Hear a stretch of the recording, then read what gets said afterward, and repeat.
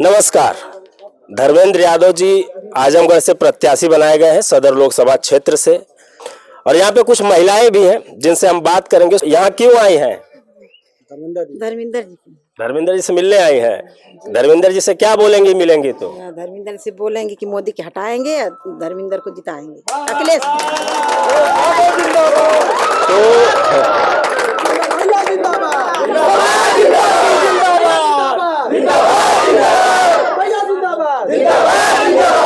ये जोश है लोगों का, ये उत्साह है लोगों का। आप यहाँ पे आई हैं, आप किसको वोट देंगे? अखिलेश के देंगे। अखिलेश को। क्या मांग है आपकी अखिलेश जी से? लड़का हुआ पढ़ा लिखा भैया, लड़किन का शादी बियाह करे के बा के करावा धरावा और का करे के बाद अजीता। चलिए, सबकी अपनी अपनी मांगे हैं, सबकी अपनी अपनी बातें हैं। आप भी धर्मेंद्र जी के समर्थन में आए हुए हैं? हम लोग उनके स्वागत में आए हुए हैं। उनके स्वागत में आए हुए हैं। क्या मांग आप धर्मेंद्र जी से रखेंगे जब आपके क्षेत्र में वो आएंगे तो? भैया हमारे यहाँ आएंगे, हम अपने यहाँ जो 2 साल से दिनेश लाल यादव हैं, तो वादे तो बहुत किए थे पर उनका कोई वादा पूरा नहीं हुआ। सड़कें उन्होंने बनवाई, एयरपोर्ट का वो कहते हैं कि उद्घाटन हमने करवाया, एयरपोर्ट हमारी देना, आप कह रहे हैं कोई काम ही नहीं। जिस बगल में आप हैं खड़े हैं, देख लीजिए, उन्हीं देख लीजिए कहाँ बना हुआ रोड है, ये सामने दिख रहा है। हमको तो नहीं लगता है कि नहीं पूरे जिला में कहीं कहीं कोई रोड बना हुआ है। तो आप धर्मेंद्र जी से किन मुद्दों को रखेंगे अपने गांव के लिए, अपने लोगों के लिए? हम तो यही चाहते हैं कि धर्मेंद्र भैया यहाँ से जीते और एक एक वोट हम लोगों का समाजवादी पार्टी के पक्ष में जाएगा, ताकि अगर धर्मेंद्र भैया जीतते हैं तो हमारे यहाँ से अगर वो जीतते हैं तो ताकि यहाँ हमारे यहाँ जितनी काफ़ी सीटें निकलेंगी उसी हिसाब से हम लोग सरकार चेंज करना चाहते हैं। सरकार चेंज होगी तो विकास होगा, हम लोग को नौकरियां मिलेगी। क्योंकि आज हमको लगता है 10 साल हो गया, 10 साल में तो अब तक सारे युवा बेरोजगार पड़े हुए हैं। 2 करोड़ रोजगार हर साल मिल रहा है मोदी सरकार की तरफ से। वो भैया बस किताबी बातें हैं, किताबी बात। हाँ दिखा दीजिए, इतने सारे लड़के सब बेरोजगार पड़े हुए हैं। आप भी धर्मेंद्र जी के समर्थन में हैं? जी बिल्कुल, हम लोग धर्मेंद्र जी के समर्थन में हैं, क्योंकि देखिए क्या हुआ है कि आजकल बेरोजगारी है, महंगाई है। पीछे आप देखें हमारे माताएं और बहनें खड़ी हुई हैं। सबसे बड़ी समस्या इनके चूल्हे की है, इनके घर में जो रसोई की समस्या है। आप देख रहे होंगे तेल इतना ज़्यादा बढ़ गया, गैस सिलेंडर बढ़ गया है। अधिकांश लोग गैस सिलेंडर छोड़ करके चूल्हे पे खाना बनाना शुरू कर दिया। सब्सिडी तो मिल, उज्ज्वला गैस योजना में सब्सिडी भी तो मिल रही है। कितना सब्सिडी मिल रही है? 50 रुपए के करीब में सब्सिडी आ रही है। वो भी नहीं आ रही है, कभी कभी आती है, कभी कभी नहीं आती है। वो मोदी के भाषण की तरह है, जब चुनाव होता है तो सब्सिडी आती है और जब चुनाव नहीं होता वो सब्सिडी नहीं आती है। तो एक लालच है, ठीक है। तो ये चीजें जो है केवल जुमले हैं। आपने सुना होगा कि अभी योगी और मोदी ने जब यहाँ पे 2022 में सरकार बनी थी तो बोले थे कि हम 2 सिलेंडर हर साल फ्री देंगे, एक दिवाली पे देंगे, एक होली पे देंगे। उसके बाद कितनी होली दिवाली निकल गई, अभी तक किसी को एक भी सिलेंडर मिला नहीं। शायद अब की बार चुनावी होली है तो अब की बार सिलेंडर अगर मिल सकता है, क्योंकि आगे आने वाले समय में उत्तर प्रदेश में चुनाव है, पूरे इंडिया में चुनाव है। तो उत्तर प्रदेश में उनकी दयनीय स्थिति होने के कारण वो लॉलीपॉप के तौर पे सिलेंडर दे सकते हैं। सिलेंडर दे सकते। आपको क्या लगता है कि सरकार बदल जाएगी तो महंगाई खत्म हो जाएगी? देखिए, महंगाई खत्म नहीं होगी, या ये तो डिपेंड करता है सरकार के काम करने की शैली पे।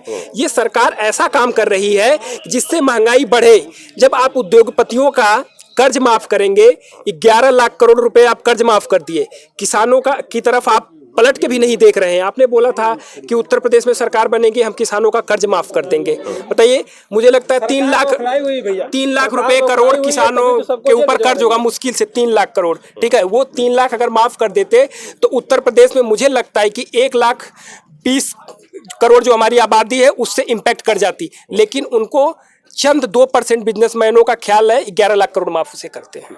किसानों का लोन माफ नहीं हो रहा है? मैसेज तो आता है मोबाइल पे कि लोन माफ हो रहा है। देखिए, यहाँ पे इतने किसान बड़े, किसी का लोन माफ हुआ आज तक? नहीं हुआ। देखिए, ये जनता कह रही है, तो जनता की बात मानी जाती है। मोदी और योगी की बात केवल मीडिया मानती है, जिसको हम लोग गोदी मीडिया कहते हैं। हम लोग नहीं मानते हैं।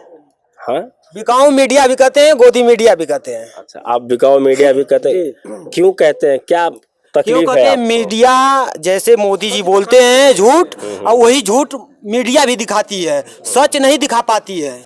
अभी जब मोदी जी आए थे आजमगढ़ उद्घाटन के लिए, तो उन्होंने एयरपोर्ट का जो हवाई पट्टी का उद्घाटन जो उन्होंने किया, तो उन्होंने कहा 34,000 करोड़ की जो धनराशि है वो आजमगढ़ के विकास के लिए लगाई जाएगी। और आप कह रहे हैं कि विकास नहीं हो रहा है। सबसे पहले आपका बहुत बहुत धन्यवाद पत्रकार महोदय। मैं अवधेश यादव, जिला अध्यक्ष छात्र सभा राष्ट्रीय यादव संघ और पूर्व छात्र नेता भी रहे हैं कॉलेज के। तो जैसे जो आप बता रहे हैं कि आजमगढ़ में उद्घाटन करने आए थे, अच्छी बात, लेकिन वो बनवाया किसने? वो तो आदरणीय नेताजी की देन है, आदरणीय अखिलेश जी की देन है। उनका जो 2200 करोड़ रुपये बता रहे हैं वो गया कहाँ?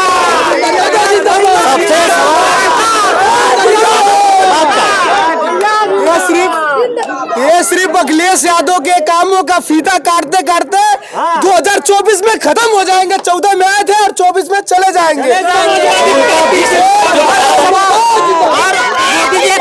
दिए थे कि हम झोला उठाएंगे और चल जाएंगे, और वही काम 2024 में किया भी जाएगा। यूपी में नहीं, ऑल इंडिया में हर एक समाज आज सपा के साथ है, इंडिया गठबंधन के साथ है और पीडीए के साथ है। एक एक करके मैं आप सब लोगों से आपकी बातों को कह लूंगा। वो गया कहाँ? एयरपोर्ट पे। वो सारी संपत्ति नेताजी की बनाई हुई है। आजमगढ़ में कोई उनका विकास दिखा नहीं अब तक। बहुत अच्छा सवाल आपने पूछा। निरहुआ के 2 साल कार्यकाल उनका बीत चुका।